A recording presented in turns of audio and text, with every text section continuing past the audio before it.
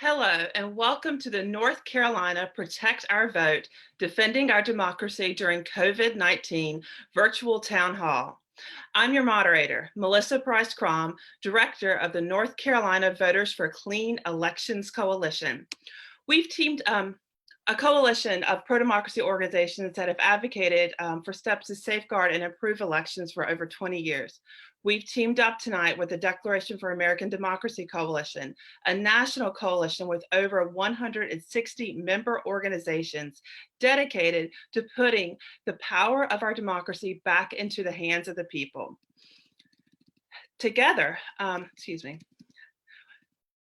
with our state and national partners, we've organized this town hall to discuss how the COVID-19 pandemic will impact our elections and what we can do to protect our health and our vote.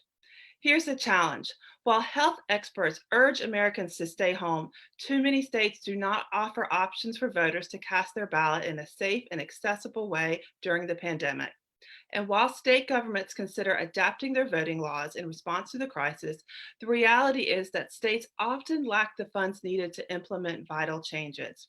The Wisconsin primary disaster is a prime example of why we must act now. We have an opportunity in North Carolina. The election remains months away, and we can apply lessons learned elsewhere to ensure our system works as well as possible and for every voter. That requires two things: big picture adjustments to our rules to reflect the new reality on the ground, and resources for election administrators to address that reality. First, we will hear from advocates and experts on how the COVID-19 pandemic will impact our elections here in North Carolina. They will discuss what can be done to protect voter registration, absentee mail-in voting, and in-person voting during this crisis. Then a state legislator and several of our congressional representatives will discuss the need for swift action from both Congress and the North Carolina General Assembly to secure our right to safely vote in our elections this year. We will end this conversation discussing what actions we all can take to ensure free and fair elections in North Carolina. You will have the chance to ask each congressional representative a question. You may type those questions in the Zoom chat box or in the comments on the Facebook live stream. First up is Marcus Bass, Executive Director of the North Carolina Black Alliance, who will discuss how voter registration is impacted by COVID-19 and what steps can be taken. Thank you very much, Melissa, and thank you to all of those that are joining us today. In North Carolina, residents are particularly interested in the shifts and changes to voter registration, and there are several. My name is Marcus Bass. I serve as the Deputy Director for the North Carolina Black Alliance, an organization that works with community members and elected officials to discuss issues as it relates to the African American community. We are chaired by Senator Valerie Foushee, and our executive director is Courtney Crowder. So for those of you that have been familiar with the voter registration process in North Carolina, there has always been limited but several different ways in which a individual can register, update, or change their registration status. More notably, the paper access to voter registration is the most common popular method for registering voters. And in North Carolina, until last month, there were no exceptions for online voter registration. Well, about a month ago in North Carolina, the North Carolina Department of Transportation, in operation with the DMV, just released this first wave of online voter registration. Now, we still think that there are many limitations to this process. There are also limitations to the actual physical process. In this moment, our counties on a local level are finding it difficult to process the ballots and going back and forth from their registration processing points remotely. And so for a lot of different reasons, piloting this process in North Carolina for this election cycle is critical and important, but it cannot take the place of the regular voter registration. In this moment, as groups are unable to conduct voter registration due to the restrictions by COVID-19, we are testing this process across the state, and we already have some very interesting findings. For individuals that are trying to utilize online voter registration, You can access it only through the North Carolina DMV website. In this process, it is a multi-step process in which there are 6 steps to take you from the direct link into the actual voter registration portal. There in the voter registration portal, a resident can change their voter registration or update their status, or you can register to vote online using this tool. Limitations are significant. Primarily only individuals with a DMV issued identification card. That is either your driver's license or a state verified DMV card. Those are the only individuals right now that can access this process. Specifically around that process, we believe that there will be millions of residents left behind that don't have state issued DMV driver's license or a state issued voter card or state issued card, perhaps. And in this case, we want to make sure that individuals realize that looking for the process to be expanded is exactly where we think individuals need to take our advocacy. In response to online voter registration, we would like to make sure that it is expanded. We want to provide access to individuals that have various forms of identification and signatures beyond just the DMV. And then we also believe that we should remove any barriers to the process that puts a driver's license in that process.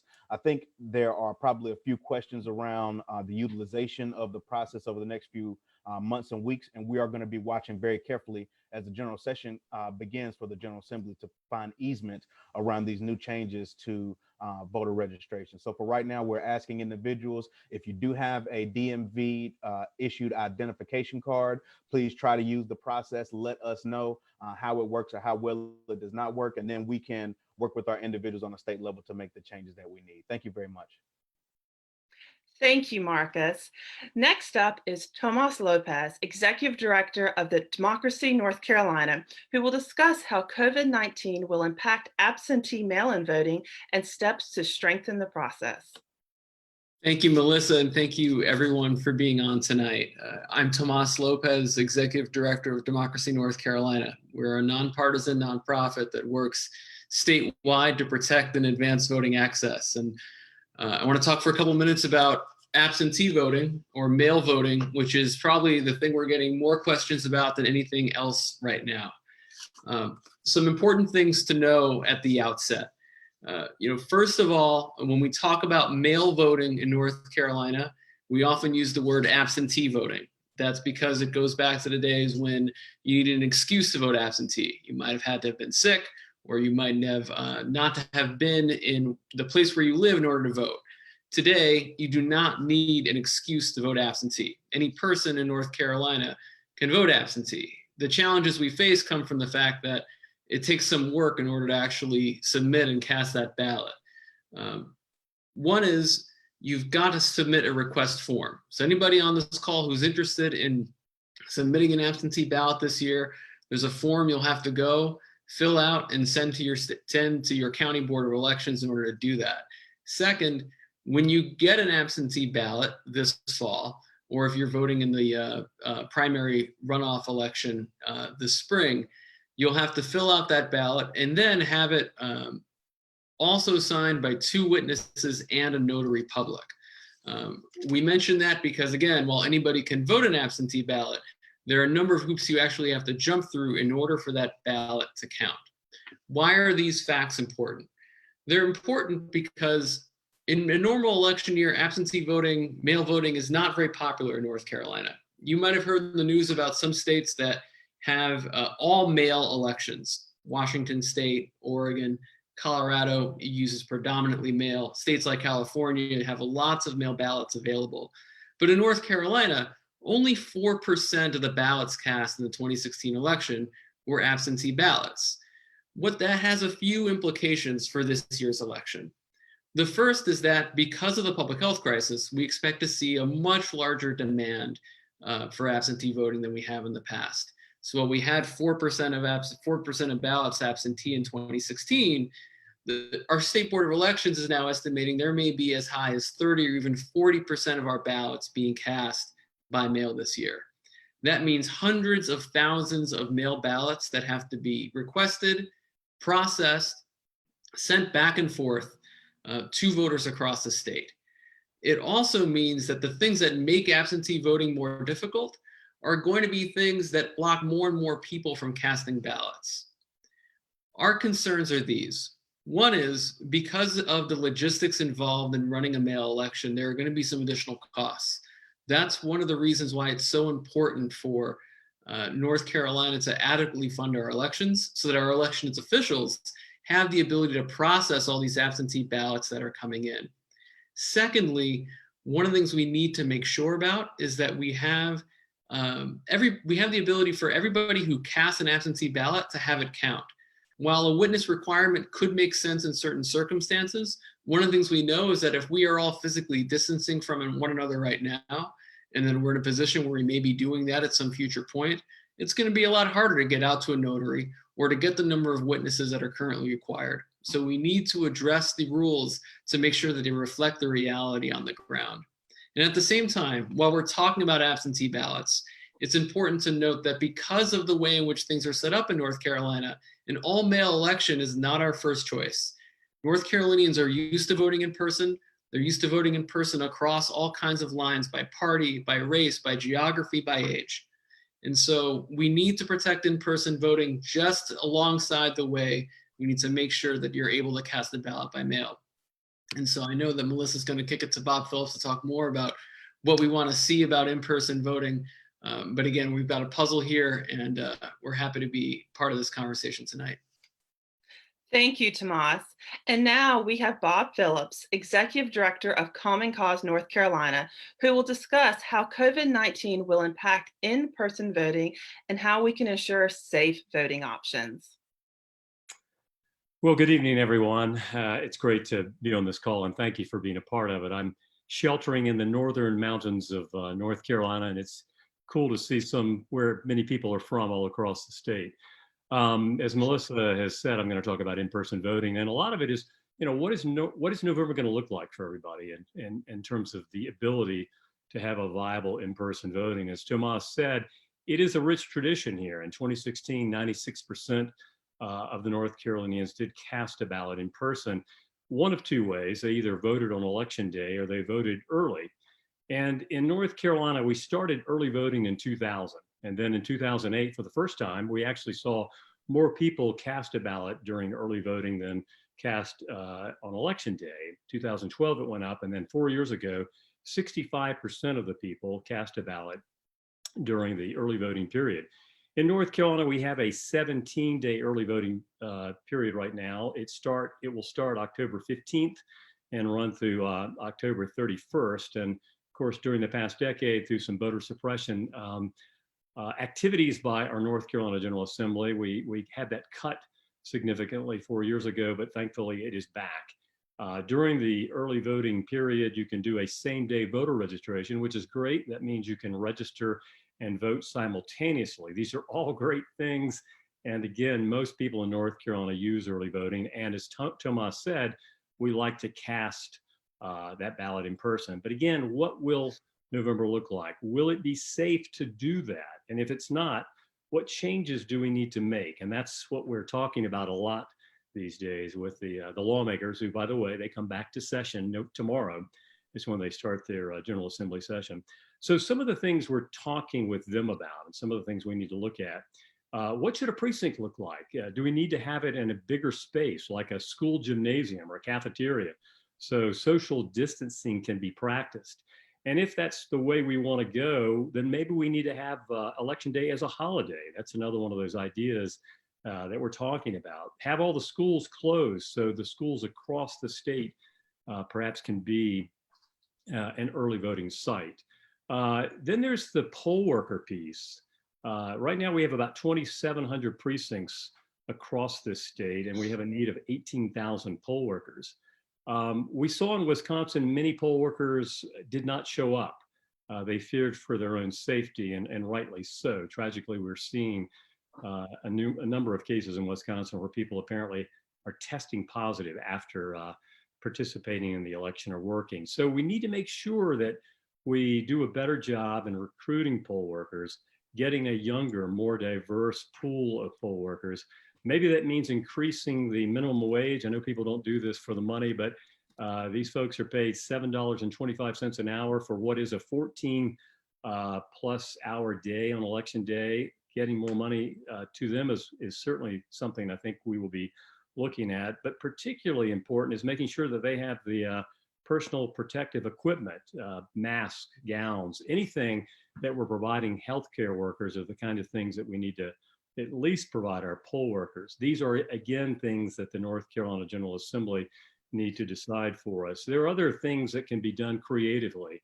We have curbside voting. Well, maybe we can, some counties might be able to look at the large parking lots and spread that out and maybe do a large curbside voting. These are, again, ideas, but whatever, I think we can safely say this November is going to look like, it's not going to look like any kind of typical November. It will be different from anything we've ever encountered. Polling seems to indicate that even though people don't know what it will look like, they would like to cast an in-person ballot. And so we'll be talking some of these things I've talked about with the North Carolina General Assembly. Certainly you have a role to play. We need your help. And I think we'll be talking a little bit about that in a bit in terms of take action or no. Here we go.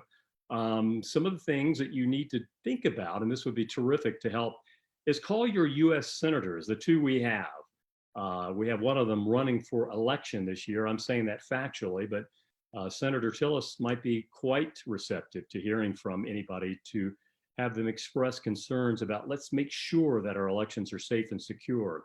Another, write a letter to the editor. Believe it or not, those things still matter. And the very people who make these decisions for us in the North Carolina General Assembly, they read the editorial and the letters to the editor. So again, can't stress how important that can be. Finally, contacting the leadership of the North Carolina General Assembly, and that's President Pro Tem Phil Berger and Speaker Tim Moore. And again, where to get the contact information and some talking points on letters to the editor, go to that declarationforamericandemocracy.org site and you'll find everything you need there. So again, thank you so much for your interest in helping us make the democracy better and certainly making our elections safe and secure this fall. Thank you, Bob.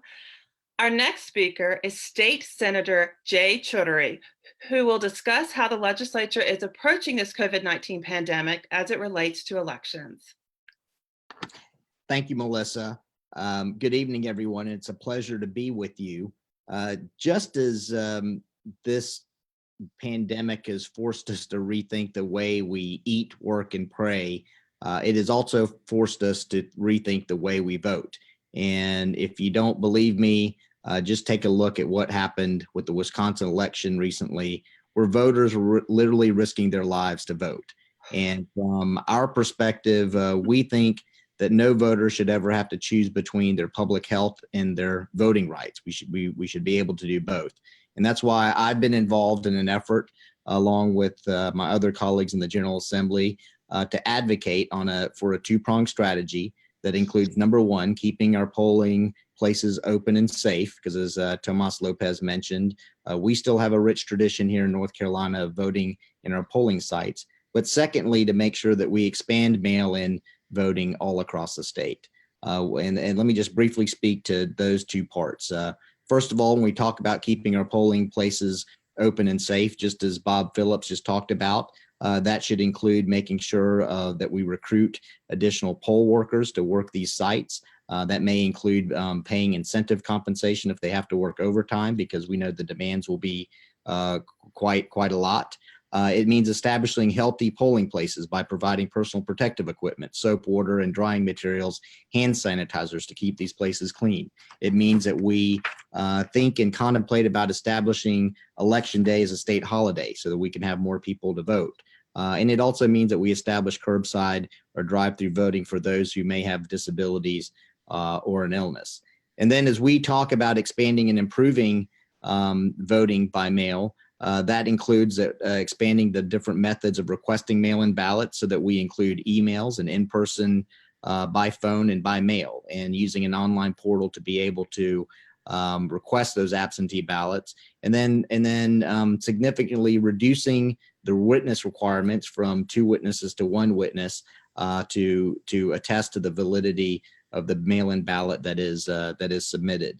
And lastly, we'd like to see prepaid postage be part of the return to absentee ballot, and include potential drop-off boxes that can assure the security of the ballot that has been submitted.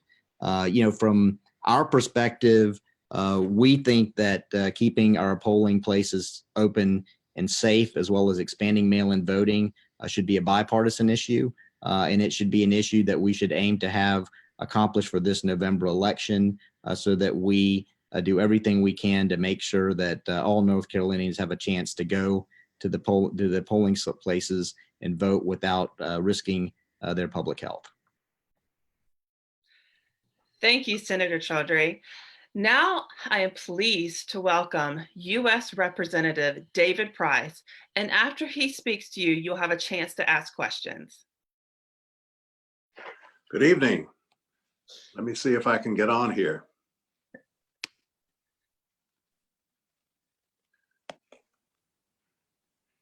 It says the host has disabled the video, so can somebody check that? I believe we can hear you.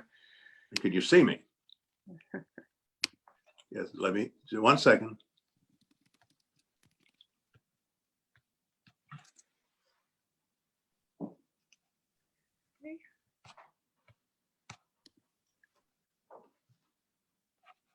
All right, we can see you, Representative Price, but at this point we cannot hear you.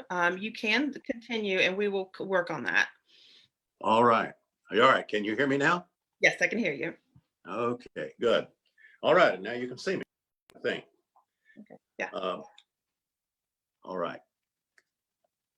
All right. Good evening, everyone. Thank you for tuning in for this virtual town hall, and thanks to those who have put it on. This is a good lineup. Glad to hear from Jay Chaudhuri and also from Melissa. Thank you for presiding, and Marcus and Bob Phillips and Tomas and all the rest. Thank you so much, and thanks for including your congressional delegation. We're happy to be here. You know, as I hear everyone talk and think about what we're dealing with, we really have such an accumulation of challenges in our electoral system. We still have problems left over from 2000 and Bush v. Gore, when we had all these voting machines where the vote couldn't be verified, and that's where HAVA came from, the Help America Vote Act, that we're still seeking appropriations to implement. And then there was the General Assembly in 2011 that enacted in North Carolina the worst voter suppression laws in the country. And many, but not all of those have been overturned in the court. And then we had 2016 and a problem that we didn't anticipate, Russian interference in the election to elect Donald Trump. And whatever he says, that is exactly what happened. And it's not fanciful at all to think that Russia and other hostile powers might take advantage of the COVID situation to actually make things worse as we face this election year. And now there's the coronavirus pandemic, and it upends our lives in so many ways. But as others have said, we can't let it upend our democracy, our election process. Wisconsin is a shot across the bow. You shouldn't have to risk your life to vote. I mean, I think Wisconsin is both a disgrace and a triumph.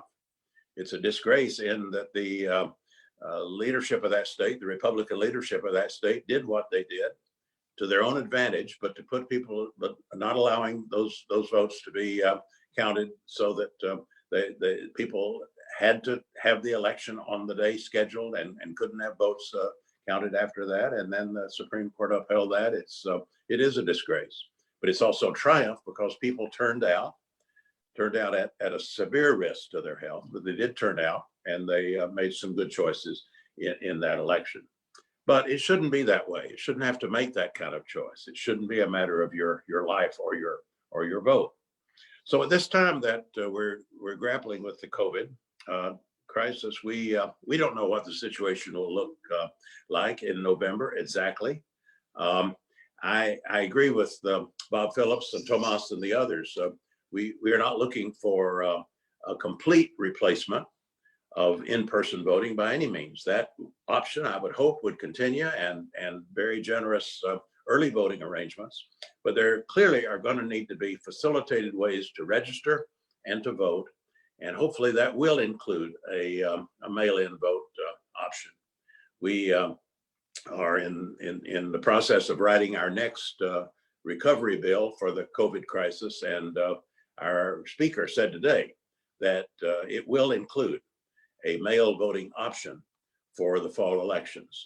Of course, we hope we don't need it, but it would be foolhardy not to plan for it and not to devise the system so that it will be secure and safe and accessible and let every person vote. So that's what we need to work toward. We've taken some steps to improve our election infrastructure.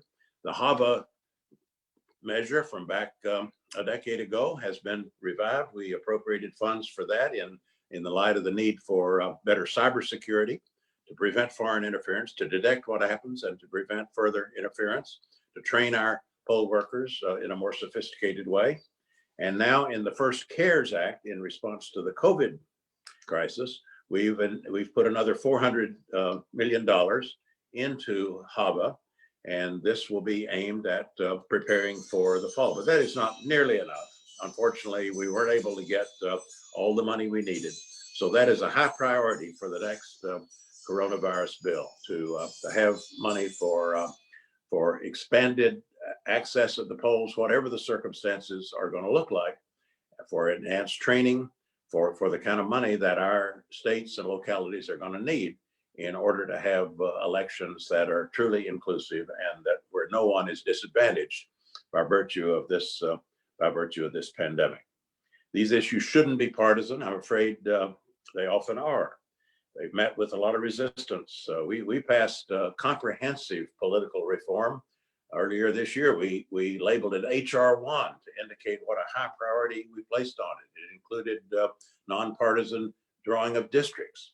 It included blowing the whistle on and disclosing the money in politics and limiting the influence of unaccountable, undisclosed, unlimited big money in politics. It dealt with the Voting Rights Act and the right to have every vote counted.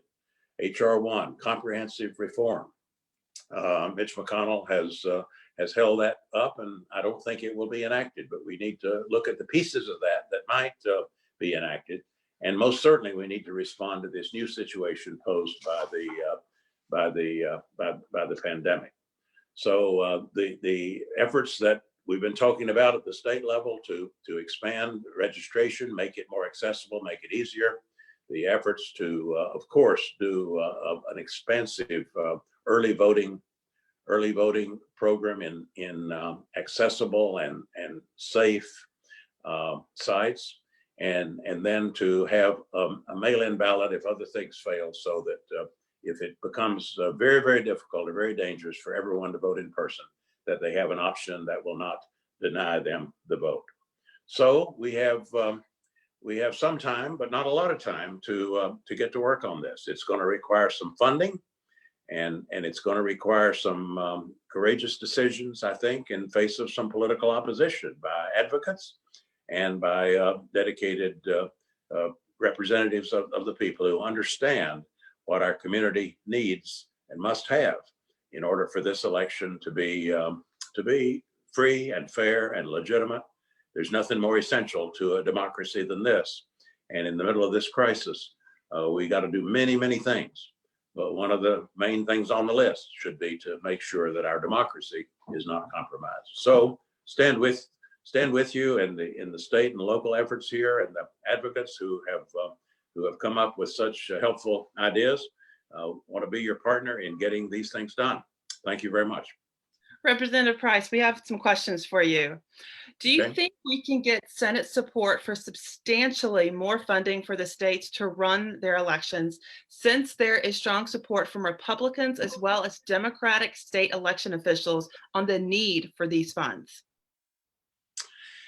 That has yet to be proved, that we can get that kind of bipartisan support. You know, I've been around long enough to be a part of the old what we call the Shays Meehan and McGain-Feingold reform effort back years ago, when I had Stand By Your Ad, my disclosure provision included in that.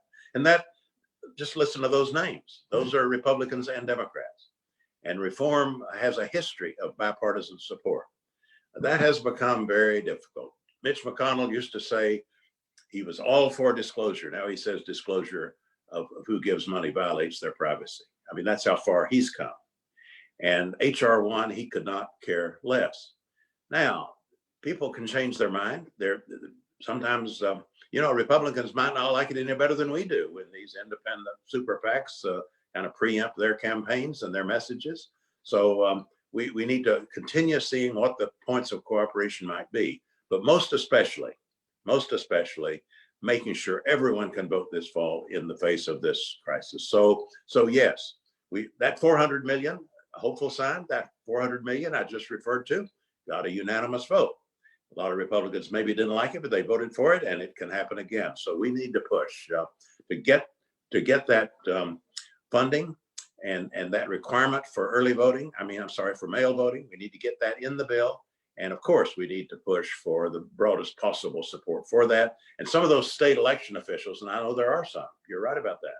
Some of those state election officials on the Republican side need to be in touch with those Republican representatives. All right, we got another question. Will we be able to vote by mail in November? Well, that's what we need to make sure is true. We have 5 states where they vote by mail, and that's either the only way or the dominant way that they vote. We're not looking, I would agree with Tomas on this. I don't think we're looking to make North Carolina one of those 5 states necessarily. But I do think, in other words, there ought to be options. There ought to be options, including same-day voting, including early voting. But mail-in ballots, I think, need to be an option. And that's what we're going to push on the Democratic side. And we're going to push it in a context where hopefully this can be the next Corona bill. This can be the next bill that this is one thing we're pushing for. And hopefully in the process of bipartisan adjustment, we can get support for that and get it done. All right, last question, Representative Price. What about getting the state to waive restrictions on unemployment compensation to allow recently unemployed people to work the polls and earn that money without it compromising their unemployment benefits? Wow, that's a good idea. I must say I hadn't really dealt with that, and of course the time when they would be working the polls and earning that money would be sometime down the road. We're certainly going to have plenty of unemployment in the meantime. But that's a good idea. I think that probably wouldn't be a federal decision, but I think it's very much worth considering. If somebody is willing to do their patriotic duty and help with the polls, it shouldn't detract from their unemployment entitlement. All right. Thank you, Representative Price. Now, it is my pleasure to introduce U.S. Representative G. Kate Butterfield and wish him a happy birthday. After he speaks to you, we'll have a chance to ask questions. Well, thank you very much, Melissa. Thank you to Protect Our Vote for the invitation to share these minutes with you this evening. But most importantly, thank you for your incredible work, and thank you for all that you do for our state. We implore you to go deep and wide. This is about our democracy. Over the next few weeks and months, you will hear a lot from David Price and Alma Adams and myself about the incredible importance of funding the November election so that every vote will get cast. I especially want to thank the partners, the coalition partners this evening who have participated, the North Carolina Black Alliance and Democracy North Carolina Common Cause. I know all of you and I know of your great work. Thank you for all that you're doing. And for my state senator friend from Wake County, Jay Chaudhuri, it's good to see you tonight electronically. And thank you for the work that you guys are doing in the state Senate. I know you convene tomorrow and we look forward to the results of your work. Many of you may not know, but I am on the House Subcommittee on Elections. A lot of people know that I'm on the Energy and Commerce Committee, but I don't advertise it too much, but I am on the Subcommittee on Elections. And my subcommittee and the Democratic Caucus have begun robust discussions about what we can do to guarantee the right to vote to every American in the November elections. We fully anticipate Republican efforts to use every opportunity to discourage voting from those not likely to vote the Republican ticket. We all know that. So let me begin my discussion this evening by explaining one thing in particular, and that is, a lot of people don't fully understand this, and so I want to make sure that it's clear. Congress has jurisdiction in voting only over federal elections. We do not control state elections. The states are responsible for carrying out federal and state elections on election day, but the primary responsibility for state elections is on the state. And so it's complicated. And we talk about this in my committee all of the time. It's very complicated to mandate how elections are conducted at the state level, but there are things that we can do. There are things that we will do to make it happen. It appears that COVID-19 will be with us now for months to come. No one knows for sure if the infection rate continues into the fall, or if it resurfaces in the fall, then there are health challenges to in-person voting. We saw it play out in Wisconsin several days ago. Voters should not be forced to make a difficult choice between their health and safety and exercising their fundamental democratic right to vote. We anticipate the high probability that the American people will be at a health risk if they choose to vote in person. That's not a given, but there's a high probability that people will be at risk for voting in person in November. And if in-person voting is the only option, then many of our voters will, you know what, stay at home. And so that puts us at a disadvantage, and the Republicans know that. And it will devastate rural communities who need alternative voting methods. You saw it in Wisconsin. That's why the Republicans on our committee are constantly bemoaning absentee voting. They don't like it. They are bemoaning absentee voting and voting by mail and extended early voting. They think it favors Democrats. We think it favors democracy. Speaker Pelosi made a demand on the Republican leadership in negotiating the CARES Act, and my friend Congressman Price alluded to it a moment ago. She made a demand for $2 billion. That's B as in boy, $2 billion to be inserted in the most recent CARES Act, which would make it easier and safer for voters and election officials, like expanding vote by mail and increasing early in-person voting so voters don't have to worry about crowding and long lines, ensuring people who need assistance in returning their ballots can receive it, and other common sense reforms like drop boxes. But you're not surprised. Republicans have resisted us every step of the way. In the CARES Act, Republicans wanted no money, zero. They wanted no money for alternative voting methods.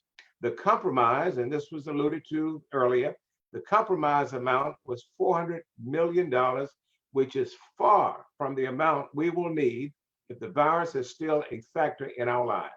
The $400 million is in the form of emergency funds, which are available to states to prevent, prepare for, and respond to the coronavirus for the 2020 election cycle.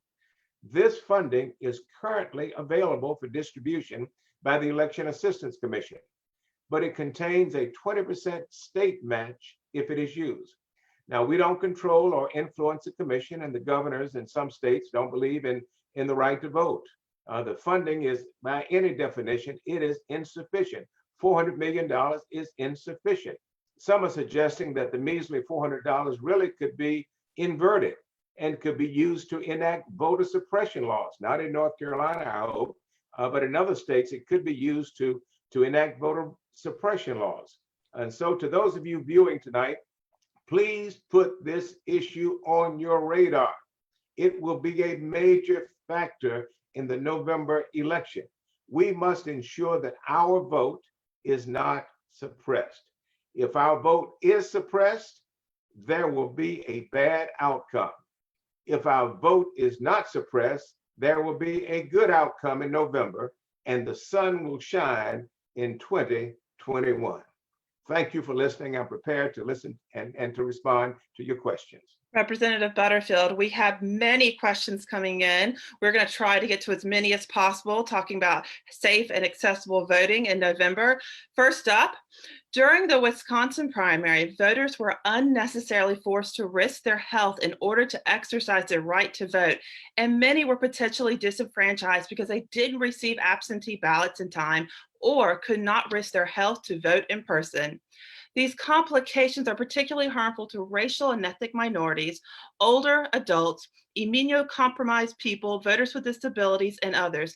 How can we ensure what happened in Wisconsin never happens again, and especially that the right to vote for historically disenfranchised people is protected?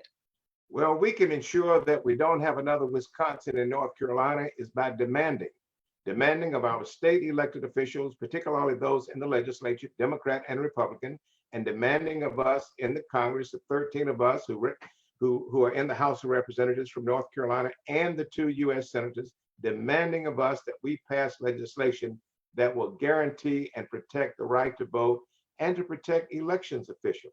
Just think about Wisconsin. There were some 180 precincts in the state of Wisconsin, or in the city of Milwaukee, and it was boiled down to 5 precincts on election day.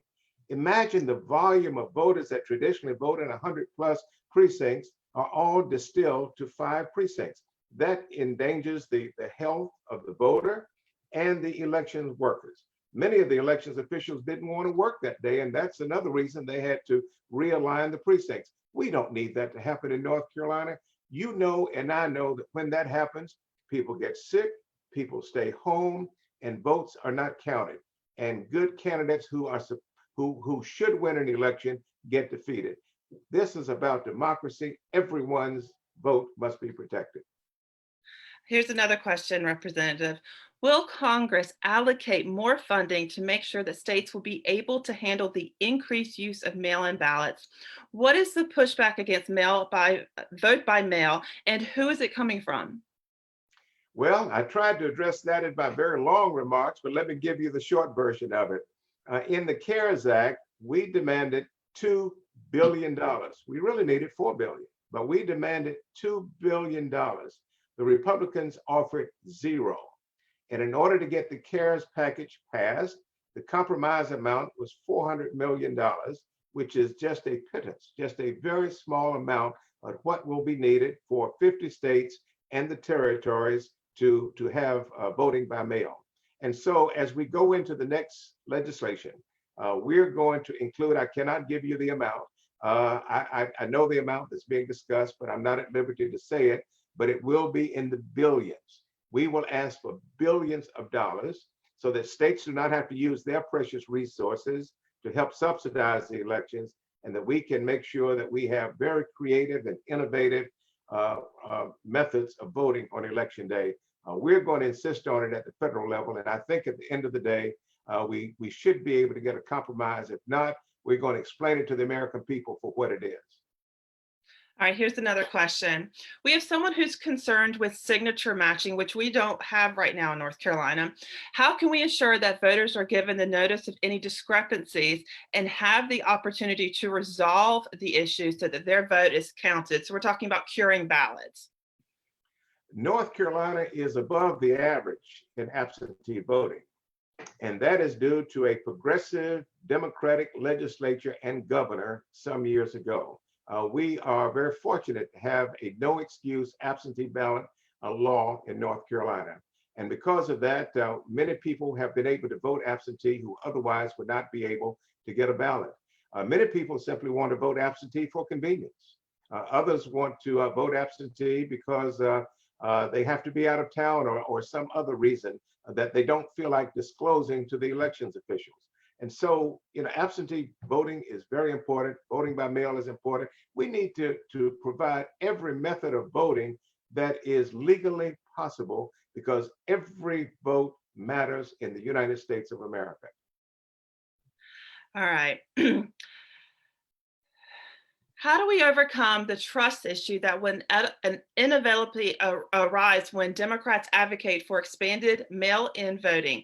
This isn't a partisan issue, but it's going to be perceived by that as some. Well, I don't accept the premise of that question. I don't believe most Americans will perceive this as being a partisan maneuver on the part of Democrats. The American people, Democrat, Republican, and Independent, want their vote protected. And I believe that even though one or two may throw out some partisan comments, most Americans will embrace the idea of protecting the right to vote. I haven't looked at the poll numbers lately, but I can tell you that an overwhelming majority of Americans want to have the option of being able to vote by mail. This will not be a partisan issue. Anyone who tries to make it a partisan issue will be penalized, I believe, on election day. Thank you for joining us, Representative Butterfield. And for our last speaker, I would like to welcome U.S. Representative Alma Adams. And after she speaks, you'll be able to ask some questions.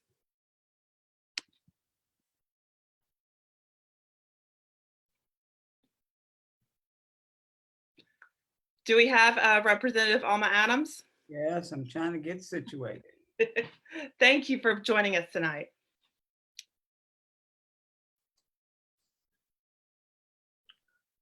Okay.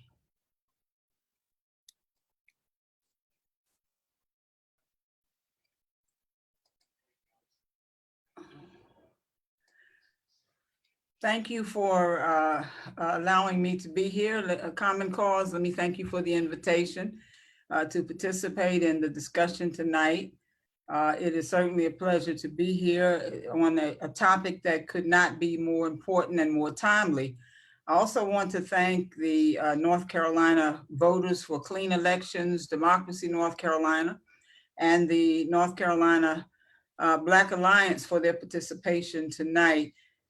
To State Senator J. Chaudhuri, thank you for your work in our General Assembly to fight against the worst kinds of voter suppression in our nation. Uh-oh, I think I messed up somehow. Can you still hear me? Yes. Oh, okay. I'm sorry. I'm sorry. So also to my colleagues, Congressman Butterfield, Congressman Price, thank you for what both of you do to expand access to the ballot for all Americans. Today, we live in very uncertain times. We find ourselves in the middle of a worldwide pandemic where millions of Americans have lost their jobs and many have lost their loved ones. But as we continue to respond to the needs of our fellow citizens, there's one thing that we cannot allow Americans to lose, and that is access to the ballot. We must keep that. Voting is our most sacred right. It was a right that was won through the unyielding tenacity of generations. It's a right that throughout our history has been too often restricted to only privileged classes of people. But through centuries of toil and sacrifice, we've slowly but surely expanded the franchise. We've strengthened American democracy. But now we face a new challenge. One not man-made, but one with the same potential to make our country less representative than before. Over the last few weeks, we've seen elections postponed and rescheduled, court decisions that have forced elections to take place and threatened the health of would-be voters, all causing confusion and leaving access to the ballot in doubt. With this year's elections proving to be one of the most important in our nation's history, it's really up to Congress to provide certainty to Americans. As my colleagues have mentioned, it's clear that we must include a federal vote by mail that's guaranteed in the next COVID-19 relief package. No American should have to choose between their health and exercising their right to vote. This is especially true for the communities that are most impacted by this crisis, our communities of color. They say when white America catches a cold, Black America catches the flu. Well, this crisis has proven to be no different. We've heard how those who have died from COVID-19 have been disproportionately Black and brown. As troubling as these are, the very same communities that are frequently the targets of voter suppression efforts that have only gotten more bold since Section 5 of the Voting Rights Act was struck down by the Supreme Court. In my opinion, it's shameful to not allow those most at victim of COVID-19 to not have a voice in how we rebuild our democracy, how we protect our citizens from the worst of this crisis, and how we set a foundation for addressing the next pandemic when it comes. Universal vote by mail is the only way to ensure that this happens. Additionally, I'd be remiss if I didn't mention that the only way we make vote by mail possible is a strong, well-funded U.S. Postal Service. And many of us here have heard that the Postal Service is losing upwards to $10 billion per month through this crisis and may go bankrupt by October if more is not done. So we cannot put further stress on the Postal Service, on the finances that they have by authorizing universal vote by mail without giving them the tools and the resources to do so. And so my colleagues both have mentioned that as we work on this, this next package, we want to ensure that that's done. And for North Carolina, with our state already having a vote by mail infrastructure in place, a strong UPS is the only way to ensure that the right to the ballot is protected for 2020. I want to remind you of Franklin Roosevelt when he said that the ultimate rulers of our democracy are not a president, not senators, not congressmen or congresswomen, not elected leaders, but the voters of this country. So I do want to say as I close that we stand on the shoulders of those individuals who come before us to ensure that the right of all citizens should remain and keep our vote intact. We have an opportunity today to defend and extend that legacy. And it is my hope that events such as this will serve as the impetus for doing that. It's really all about power, I like to say, and that's what makes the difference in lives and communities. And the first thing that you have to understand about power and how to get it is that you don't ask someone how to get it or where it is or can you have it, you take it. And once you've taken it, you use it.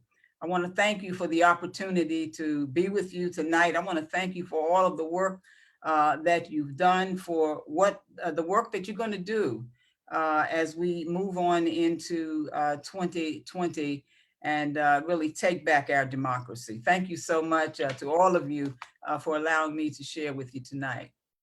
All right, Representative Adams. Wow, we have so many questions coming in. We're going to try our best to get to all of them.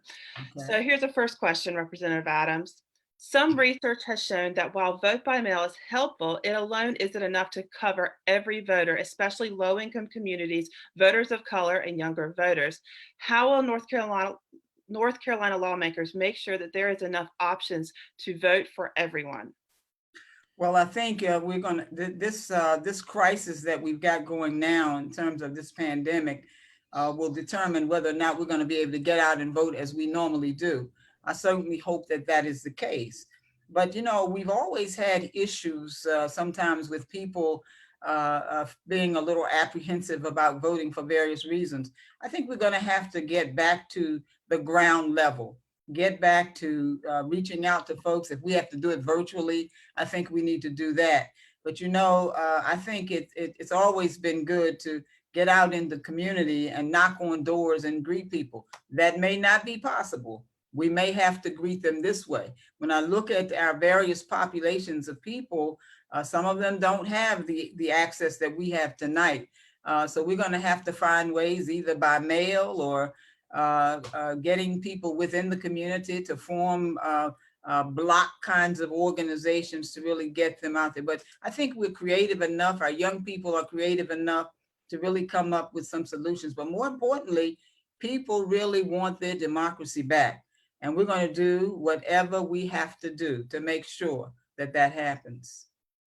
All right, here's another question, Representative. Can we make Election Day a holiday? Having young people work the polls, if it should come to that, would guarantee a better outcome and process. Well, I've got to tell you, elected officials can do pretty much what they want to do. We make the laws. And yes, I think we could make it a holiday, or we could certainly have the day off. A lot of states do it. And I think it would be something that our state elected officials could do. I'm not sure if federally we can do that, but maybe my two other colleagues would know best about that. But I do know that it is the lawmakers make the laws, And we've made Martin Luther King Day a holiday. We've made other holidays. So yeah, I think we can do it. And I think particularly when we look at what's going on right now with this crisis, that may be the thing to do. All I right. would support it. All right. Can we ensure that any pandemic-related election funding appropriated by Congress include meaningful funding for election security and include accountability? We need to make sure the money doesn't just get handed over to private election system vendors. That's the question. Well, I think, again, as we are preparing this package, I think we can put the specificity in there about what needs to happen. Clearly, we want to make sure that the funding is there. As I said before, we're putting a tremendous burden on our post office already, and we need to make sure that the resources are there. But with those resources, we can establish that accountability to ensure that things are done the proper way at the proper time. All right. We're almost out of time. So last question. What is one thing that you would ask us citizens to do to protect our vote in November? Well, first of all, I want to say to all of the citizens out there, now that we have registration that you can do online, I would certainly encourage us to put together as many voter registration projects virtually as possible, but then to, each one reach one. I think we can get the word out, and things are just really bad right now in our country. I think people certainly want to see them better. And somebody's going to make a decision for and about you most times without you. So you're going to either have to run for office, as my colleagues here and I have done, and work from the inside out, or you're going to have to be able to control those of us who make those decisions on your behalf. So I certainly have a lot of confidence in not only the citizens, but in what they want in terms of ensuring their democracy, that it works for them. Thank you so much, Representative Adams. Thank you. All right. This is our take action slide. We really want you to call your U.S. senators. Here's a link to where you can, if you want to write a letter to the editor. And lastly, here's a link. We would like for you to contact State Speaker Pro Tem Berger and Speaker Moore and let them know that you support safe and accessible elections in the fall. And many thanks to all of you guys for joining us tonight. If you want to continue this conversation and you're on Facebook, please like the North Carolina Voters for Clean Election and the Declaration for American Democracy page, because Americans shouldn't have to choose between their health and their right to vote. Thank you, stay safe, and good night.